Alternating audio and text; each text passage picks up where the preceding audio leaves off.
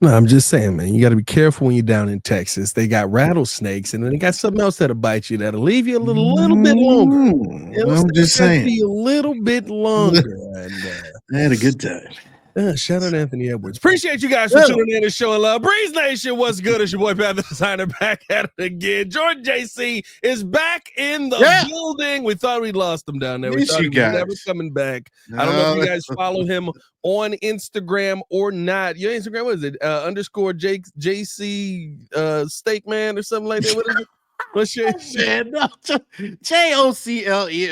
1988. It's pretty straightforward. JOCLEMM 1988. Tap in with him because the amount of steak that this man was eating over the weekend was just go to my story for Texas. I put it in the story. Yeah. There's a reason we call him Mr. Media. We got a lot to get into on today's episode, man. Hit that like button, subscribe to the page, leave a 5-star review. Y'all know what to do. Got to talk about first things first. I'm not gonna lie to you, bro. All right. I think I have to listen. The thing I love about this show is that we can all have our opinion, even though some people in the comments don't believe so. And at the end of the day, we can all also have a conversation on what may end up happening, right? Or what is likely to happen. Based on Ian Cunningham's comments today, if Ashton Jeanty is anywhere near the Chicago Bears, he is taking the Chicago Bears are taking Ashton Jeanty. Also, got to talk about why the Chicago Bears think that this draft could get wild. We're getting wacky. There may be some pants off in the draft. And then, of course, the Joe Thuney extension being a priority. All that and more in today's episode of the Windy City Breeze Sports Talk Daily. Hit that like button, subscribe to the page, leave a 5-star review. Y'all know what to do. Got it. Where's Chris? There he is. Push the button. Come on. There's JC breathing. Come on, push the button. Yeah, come on, push the button. You heard what she said. Y'all heard what Sue Young said. Hit that like button, subscribe to the page. All right, Jordan JC. First things first, welcome back. How you feeling, my guy? Man, good. I got a nice little charred skin. I don't know if you see I'm a little caramelized from the Texas heat. Gotta say, one of the best chopped brisket sandwiches I've ever had. I wish I could eat that every day. One of the best. Perfectly seasoned. They had like these pickled sour pickles with it, some grilled onions. Boy. Don't let me get started. Down there, bro. Actually, no, I think I lost weight. I lost weight. There's meat juice coming down your mouth, JC. Stop salivating. I might have actually lost weight. I drank a lot of water while I was down there. It was hot. Not a chance. Come on. Lost weight, did you, JC? You jerk, man. Don't you worry about what I'm doing, man. Oh, yeah. You're serious, man. I'll tell you that right now. I heard with some mess going on back in the real wrestling. I didn't check it out, though. I heard it was crazy. On WrestleMania. That was terrible. Let's start it off with this because I thought this was very interesting, talking about the Chicago Bears and where they're at draft-wise, right in the number 10 spot. We got to talk, of course, with Ryan Poles, with Ian Cunningham today. And I thought there was some very good information coming from them. Just in general with, kind of how they go about the draft, how they go about draft positioning, even with, taking in player, a coach's preference on a player versus what the organization on a player is. I thought that was a very interesting thing when I asked Ian Cunningham that, because he said, listen, the funny thing about that is, we're not going to have to go into our draft board and make a bunch of changes and make a bunch of different selections, because we're pretty much in lockstep with where we're at right now with the coaching staff as well. And that rarely happens.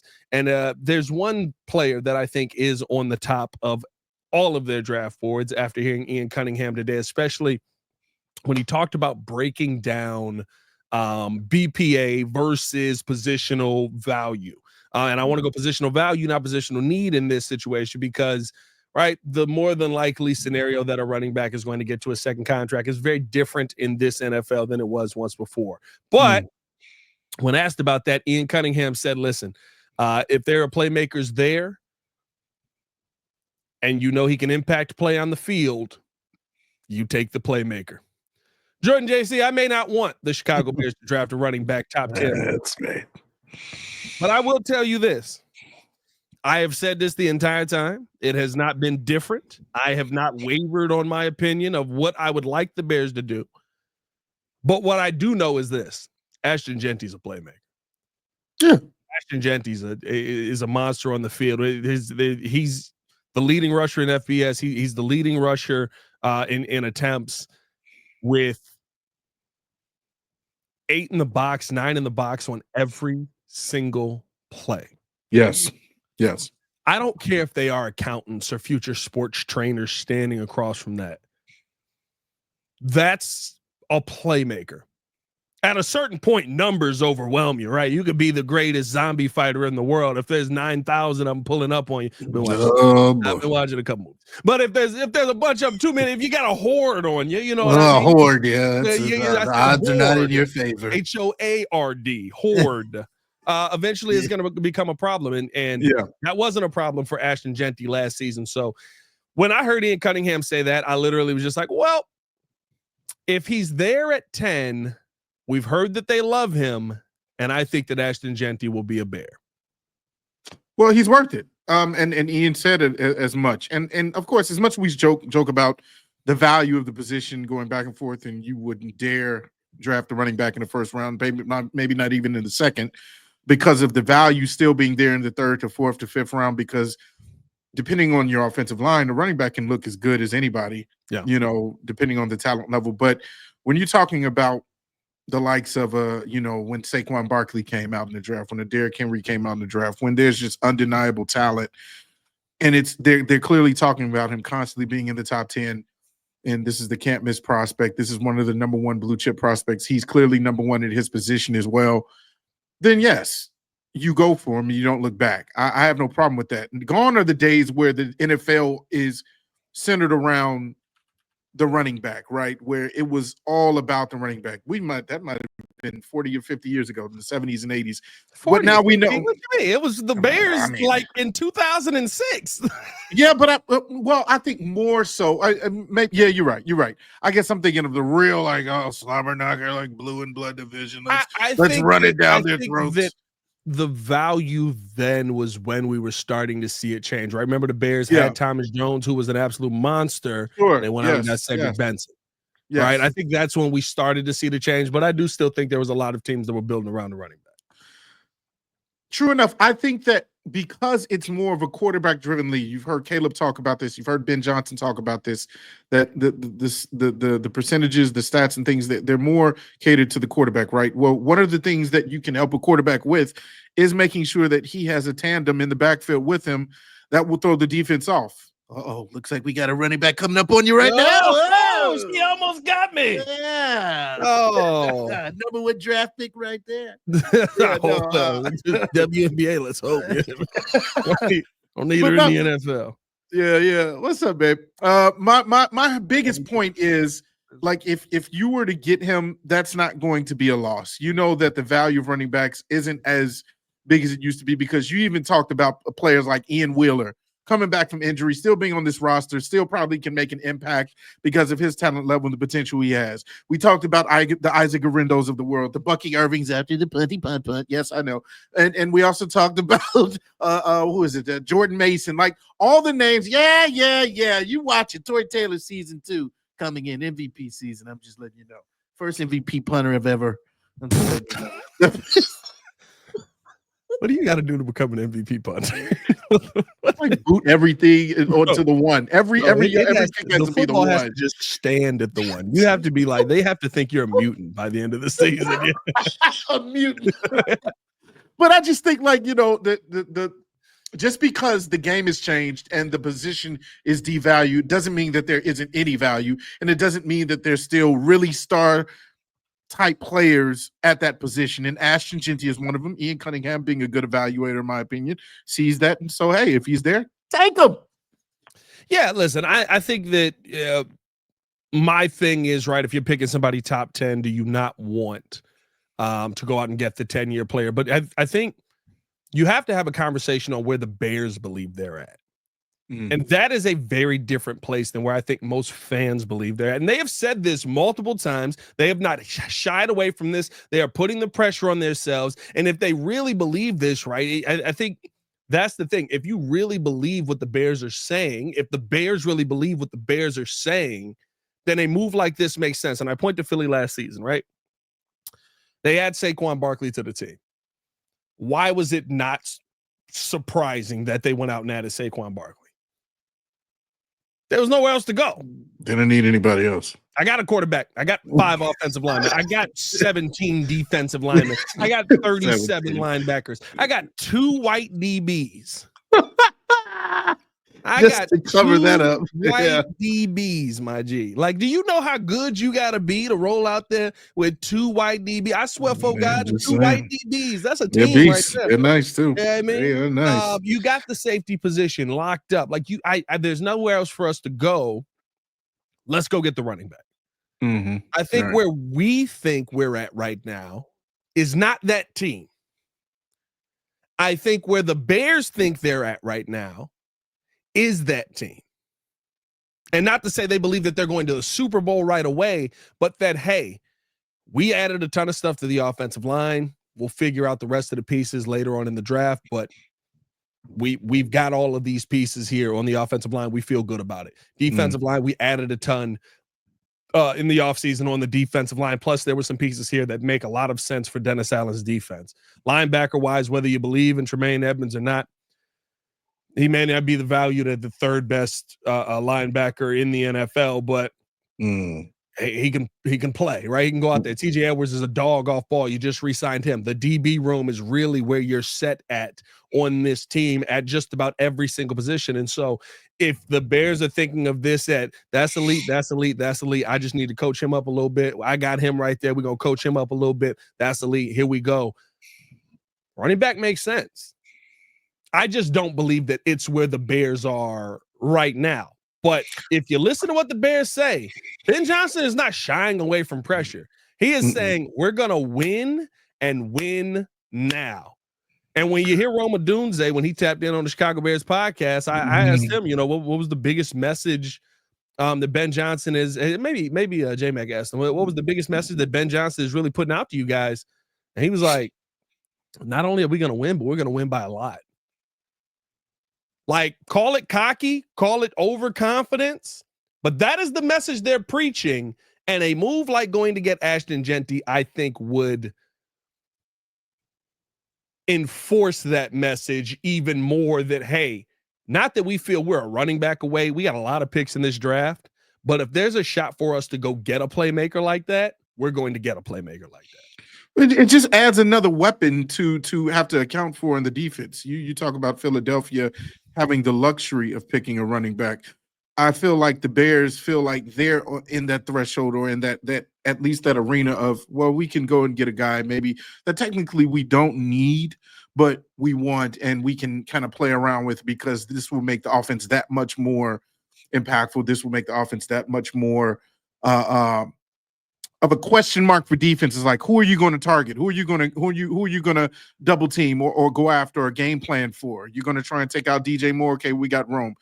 You're going to take out Rome. Okay, we got DJ. You want to try and eliminate both of those guys. Okay, we got DeAndre Swift. The Olamide Zaccheaus. We got Devin Duvernay returning picks. I'm just saying. Then we got Caleb and his mobility. Then you add an Ashton Jeanty in the background behind him. There's just so many things to account for in a defense, and it's like you got to be on your toes all of the time. You got to be focused. You got to be disciplined. And so that's where I think their head is at. Is if we add a talent like this will just add to Ben Johnson saying we're going to eliminate and blow teams out, because that's exactly what the plan was in Detroit. He said he had the green light until his coach told him, lay off the gas now. Like they wanted to beat teams by 100 points. Stop hitting them. Yeah, I'll take it. I want blowouts. Listen, and I love the mindset. I love the conversation on it. To me, I think that is kind of where the Bears fell short a ton under Matt Eberflus. I said this multiple times. Matt Eberflus felt like good enough was good enough. There's a ton of games where we should win when we're up on Detroit. What were we up 31-7? We were up enough. A couple years ago, right? When you're up on Denver, when you're up on, like, name the team that the Bears have actually found a way to be up on, and you're like, oh my God, we're going to finish this game out with a win. And then you look at the second half and you're like, we threw for 40 yards, we ran for 22, we relied on the defense the whole game. What happened to this offense that put up 760 yards in the first half? And it is the mindset of, I'm going to take my foot off of the gas and I'm going to relax. We're going to let the defense win this game. And that mindset gets you fired. That's right. Oh, Matt Eberflus, I apologize. Bet you thought you were still going to be here, didn't you? Didn't even do his job. You're going to have fun. I love that mindset. I love the mindset. I love what Ben Johnson is coming with. And I do think that it speaks to, if Ashton Jeanty is there, they're taking Ashton Jeanty. So we'll see what ends up happening there. I thought that was a interesting nugget that I took away from the press conference today from Ian Cunningham's comments. We do want to, before we get back into it, I want to make sure you guys are tapped into just about everything that we have going on here with the Windy City Breeze, because we got a network going here, man. The Breeze Sports Network is up and running. I'm holding it down over on the Chicago Bulls Breeze, everything Bulls all season long, whether it's trade rumors, game breakdowns, or front office moves. I got you covered. Bears fans, if you need more Bears coverage, if you want to go with a more sultry voice, right? More sultry voice. Music behind it. Producer Joel Holt over on the Chicago Bears Breeze. He's breaking down every single angle from draft talk to game day analysis. And also, National Show is here. Tap in with us over on the Breeze Sports. That's where the whole crew holds it down, and we discuss national topics, NBA, NFL, MLB, no filters, just real talk. So tap in with us over there as well. No matter what sports you follow, we've got something for you. So hit that subscribe button and ride the wave with the Breeze Media Network. Available on YouTube, Apple, Spotify, and everywhere you get your podcasts. You got to say ride the wave real quick. You can't just ride the wave. You know what I mean? Also, draft party is here. Tap in with us over on at VIP Bar and Grill this coming Thursday, 6 p.m. until tickets are still on sale. There's going to be a 65-inch TV given away. We're raffling off some merch as well that day. It's going to be a great time. We're going to sit there and watch the Bears go out there and draft the future Hall of Famer, enjoy some drinks, just have an overall good time, man. Appreciate you guys who have already bought tickets. Come on down. It's going to be a heck of a lot of fun. If you need tickets and you don't have them, hit up the Eventbrite link in the description below, or I believe the link is pinned in our Discord. So if you want to join the Discord as well, hop in there and get updated on everything. All right, I think I got all the business out of the way. Man, we got a lot of stuff going on. We got a lot of stuff going that's on, right. Man. And of course, the Morning Breeze. Yeah, you said what there? I just say, and of course, the Morning Breeze. You keep, and of course, tap in with the Morning Breeze. You know, I'm so used to having. I feel like we're doing the Morning Breeze just in the evening. Just me and you every time. Me and you. Yeah, this is Morning Breeze. You know what I mean? Tap in with the Morning Breeze Monday through Friday every morning, man. The draft is getting wild. The court is going to be getting wild, according to Ryan Poles. I thought these comments from both him and Ian Cunningham are going to be. I actually think they're going to play out true. I mean, like this is a draft that has been talked about for a while now, JC, that it just feels like there's not an answer for where somebody specifically is going to go. Like if one move is made differently, this entire draft shakes out completely different. And I think that's what Ryan Poles means when he's talking about the draft is getting wild here. And the one thing that Ian Cunningham said that I don't know how far I believe it, but he did say, listen, not only is it wild, but we really don't have a feel for where teams are going to go, what teams are going to do. Now, I think that means they don't know if somebody's going to be impulsive and pull the trigger on a quarterback. Not that they don't have a plan for if somebody does it, but it does seem like that is going to be the case coming into this season, coming into this draft here, where listen, with the news of Derek Carr at the end of this, right? Could I see Jackson Dart go 9? Yeah. Would it shock the heck out of me? 110% it would. With where Shedeur Sanders is in the prayer circle that they already have built up over in New York, could I see Shedeur Sanders going 2? Right now, it doesn't feel like it, but Could we see Shedeur Sanders, the Giants possibly trade back in to try and go get Shedeur Sanders? That seems like a very serious possibility. Like, there's so much with this draft that does not make sense. And then you get to 10 with the Bears, and it's like, okay, maybe you go get Ashton Jeanty. I mean, even some of the comments from Ryan Poles today when asked about the possibility of trading up, and more Ian Cunningham on that one, but asked about the possibility of trading up, and he's like, listen, we're going to play into all scenarios, and we're not looking at any one over the other, right? We're not going to overlook anything here. Could the Bears be the ones that throw this draft off and trade up for, maybe they love Ashton Jeanty more than we think they love Ashton Jeanty, and they trade up to go get him, or maybe they're in love with Mason Graham. Remember that Dennis Allen? Yeah, there he is. There he is. We got Stacey Dales on our draft board right now. How high is she? No, I mean, like, this draft feels like nobody has a grasp on how it's going to go. And hearing Ryan Poles and Ian Cunningham today, it feels like they feel that same way in the draft room. This is what makes it a lot of fun. This is what makes the draft one of the better moments of the NFL entire season, right? When we go from the offseason, everybody's looking forward to the draft because of this, because of the up and down name movement of the names, where one was thought to be the hot prospect at one point, and then a couple of months later they completely fall out of the first round because you got all these random names coming up the draft boards. And then when it comes time for the combine, there's names that are made. There are people who come out of nowhere that make names for themselves, whether because of their 40 time or the bench or the whatever the case may be, their interview skills. So that's why there's a lot of uncertainty. That's why it's wild right now. The last month and a half, we could say there's been a lot of lying, right? There's been a lot of smoke screens. You never know what a team is really going to do. And a lot of it, in my opinion, has to do with you have maybe a handful of really, really good players, really, really good prospects. You can name them off. You have your Ashton Jeanty. Cam Ward's going to go at the top of the draft just because he's the number one quarterback overall for this draft. You have your Mason Graham. You have your Will Campbell, your Armand Mimbu, your Tyler Warrens. Those are the names that are kind of like solidified in the top 10. But then you have really a slew of, I want to say maybe over 20 to 30 really good prospects. Not great, but good, really good prospects. And that's why there's all this fluctuation and that there's this movement, and you don't know if a team's going to take a quarterback. Oh, well, maybe they'll go for a running back. Oh, well, maybe they'll go for the tight end. Yeah. And that's what makes it fun, is because a lot of teams have areas of need, and specifically talking about the Bears, there isn't necessarily an area of need, which is why we keep talking about, oh, well, there's a mock draft that's saying Tyler Warren's going to go there.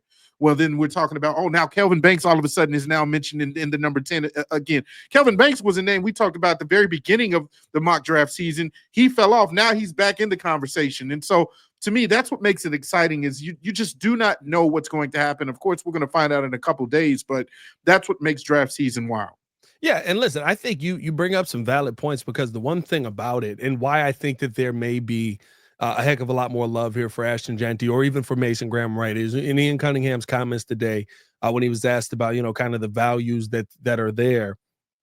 I think Ryan Poles spoke to this as well. The conversation was about, there's these clumps of talent, right? There are your blue chip guys that I think set themselves apart from the rest. If you want to throw Jeanty in there, Mason Graham, I think, is that name. Of course, Abdul Carter is that name. And then, of course, you got the quarterback prospects that are up there. Travis Hunter, maybe you want to throw into that blue chip category as well. But then you got, right, you've got the quarterback conversation on, okay, how many quarterbacks are going to go in the top 5 or in the top 6 there? How does that change where these pieces fall to, right? Like, I think that's where most of the league views this talent at. And then there's talent there at 10. But I do wonder if the Bears are thinking, and kind of how Ryan Poles explained it, is then you've got these pockets of positions where it's like you have the same values on a guy here that you would have here. I wonder if they're looking at the 10th overall pick and saying, okay, well, if the best available to us right there is Tyler Warren, or the best available to us right there is Mike Green, or it's Kelvin Banks Jr. If I'm looking at Kelvin Banks Jr., do I like Ariante Ursary in the second round? Do I have the same grade on that guy in the second round? If I'm looking at Omarion Hampton being the only running back left on the board that has a first round grade. Do I feel the same about him as I do about Travion Henderson in the second round, right? I think that there's going to be a lot of that in this draft where, right, everybody keeps saying it. There's no way this guy's going to be there at 25 or at 15 or at 10. Like he's not going to make it past that pick. Mm-hmm. I think there's going to be a lot of names that we like sit up on day 2 and we're like, he's still on the board right now. Hey, how the heck is he? I think Omarion Hampton could be one of those guys. I think we could get into day 2 and Muzz are going to look at Omarion Hampton and be like, we like you, but we don't love you more than we love Travion Henderson or more than we love Quinshawn Judkins or more than we love Cam Scatterbo, right? And teams are going to say, I'm going to go with a position that if there's not a run on the running backs that I can go at right now. And I think you got to talk about that playing into this as well because of that, dog. Like when you think about how this thing ends up falling or how it ends up going in the long run, a lot of times for teams, we see teams start to drafting when players start coming off of the board all at once. Is there going to be a run on tackles? Is there going to be a run on running backs? Is there going to be a run on defensive ends, right? Where the Bears are looking at the second round and be like, okay, we may not get our guy because of this run that all of a sudden has started. Like, I think this draft, there is no direct path to saying this is what the Bears are going to do here, and here, because it is so much. Like, I think Ryan Poles does value some of the players that we're talking about at 10, a Mike Green, a Kelvin Banks Jr., a Armand Membu, if you want to. And he has the same grade on some of those guys in the second round, some of those guys in the third round. Yeah. You mentioned Omarion Hampton's name in the example of maybe there's a name that we see that should go higher, but because of a team's need and them looking in a different direction, maybe that name falls. Yep. And I think that there's going to be a lot of those names that are just going to randomly fall, maybe even to the second round or to the third round. And then come fourth round, you're looking at a name where it's like, oh, I thought he had a second round grade or an end of the second round grade or a top of the third round grade. And it's like, wow, let's jump at getting this guy. Let's get this safety who should have been in the second round. Let's get Xavier Watts. He's still here in the fourth. So something like that could crazy happen. And here's why I'm putting more of a focus and a lens on Ryan Poles. This is the draft, in my opinion, that I think you need to get it right the more we get into the later rounds, because there could be names that are still going to be there. You look at the mock draft that you all had yesterday. There were 3 guards, I think, that were there that I have been high on, in my opinion, that I feel like should have been going. There was Jonas Avaya.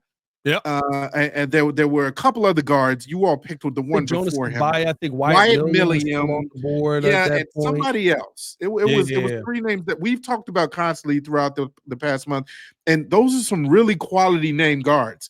And so I'm like, if you're getting to the 4th and the 5th round, and those guys are still there, take them.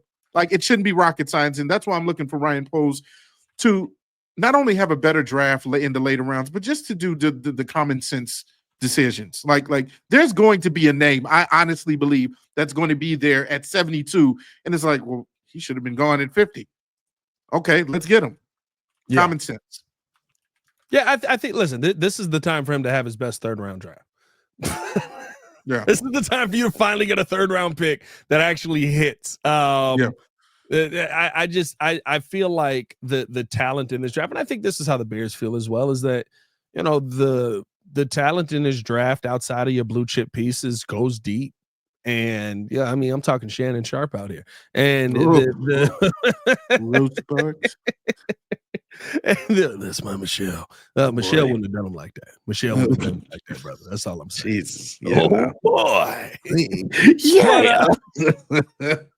But no, like I think that as you look deeper in the draft and you start to look at some of the pieces that are going to be available to you, you start to go, okay, this guy has a second round grade, but could he fall to the third round because somebody else is looking at a different position that ends up getting a run on it? Now you're getting a second round piece in the third round. I think people look at that and they say, well, this is a weak draft. No, to me, this is a loaded draft.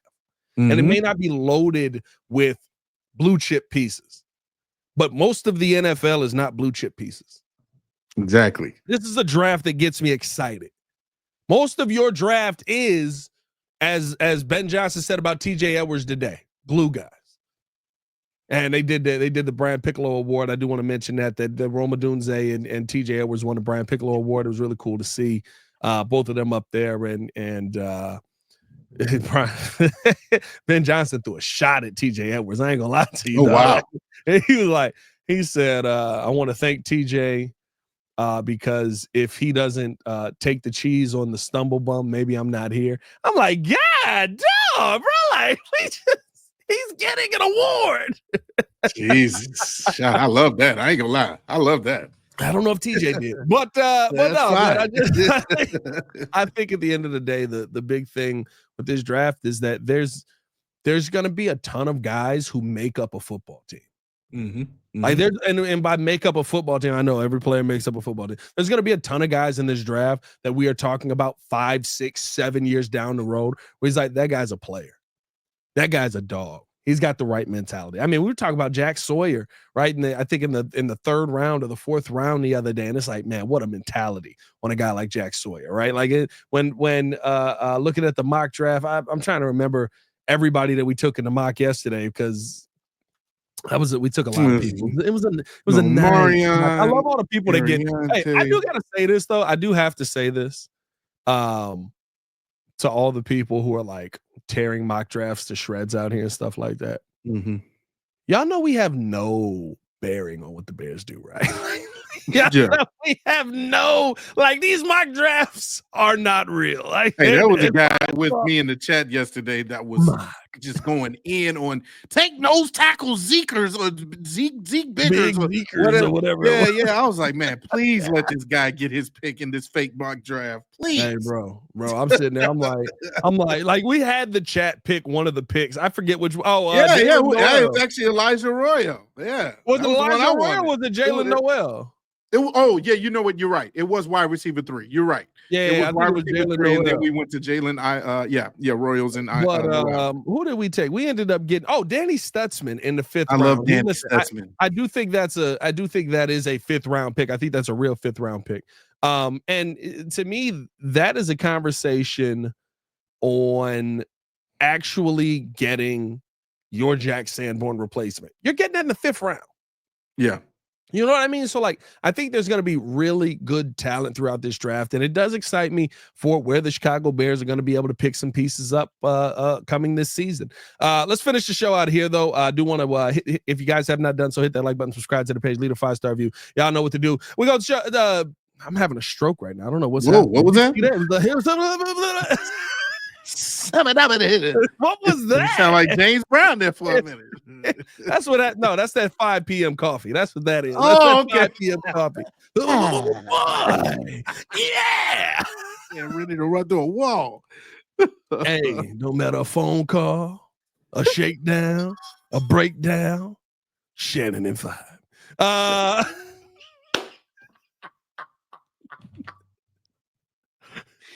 Oh God, that never gets old. No, I ain't worried about only fans, all they fans, some of they fans. Shannon and 5.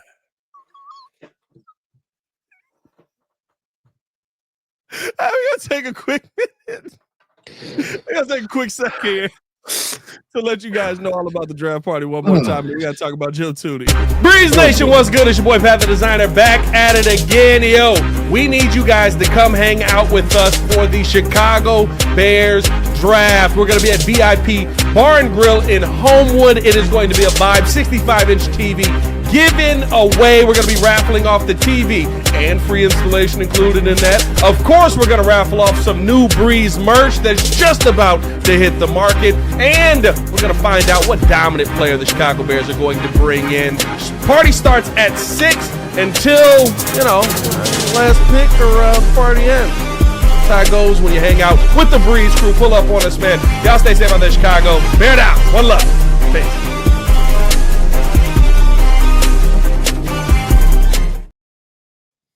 Oh, the music stopped. That was, man. Hey, pull up on us. Pull up on me. I'm loud. I'm loud. That was jarring to myself as I clicked on the video. It was like, Breeze Nation. Oh, God. Come on down to the draft party. They heard me. Hey, man, appreciate y'all for tuning in to the show. Love it. That like button, subscribe to the page, leave a 5-star review. Y'all know what to do. Let's finish it out with this Jordan JC. Joe Thuney. Oh, yeah. Extension. Joe Thuney. Hey, I like a bigger Thuney. I mean, hey, I got my What are you talking about? Bada bing, bada bing, bada bing. Go meva. Ryan Poles talked about Joe Thuney and talked about his extension as a priority, which is good to hear, because it's not what we said about Keenan Allen, right? That's kind of the gauge that we have on it, on how the Bears have gone about this, right? He said it about Kyler Gordon, did say it about TJ Edwards, right? And he said that now about Joe Thuney, who I do think will end up getting an extension here in Chicago, at least for a couple of years.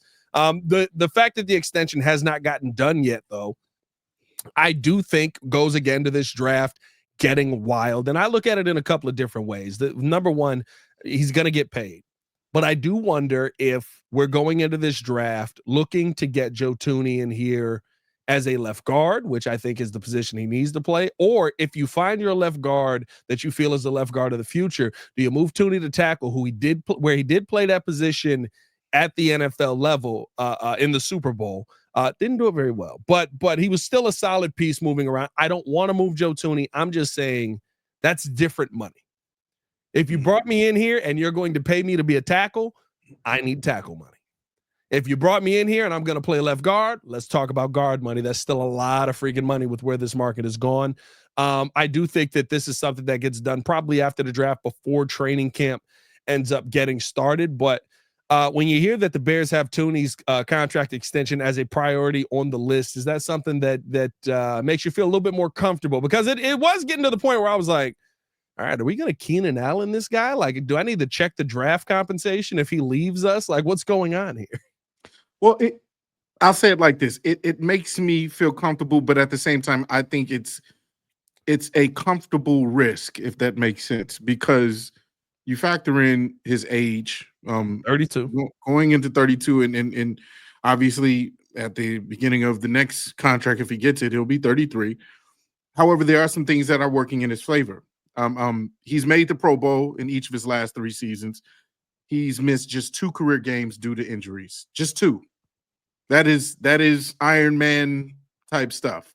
And so there's a lot of things on his resume that are working for him despite his age.